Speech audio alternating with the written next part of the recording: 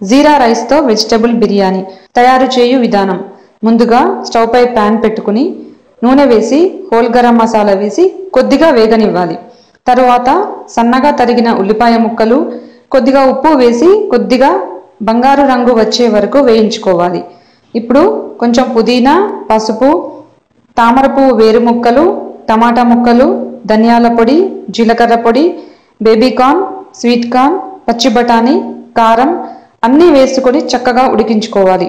ఇప్పుడు దీంట్లో నానబెట్టిన జీరా రైస్ వేసి 1 కప్పుకి 2 కప్పుల నీళ్లు పోసి కొంచెం కొత్తిమీర, కొద్దిగా పెరుగు కూడా వేసి మూత పెట్టి ఒక 10 నిమిషాల పాటు ఉడికించుకొని స్టవ్ ఆఫ్ చేసుకోవాలి.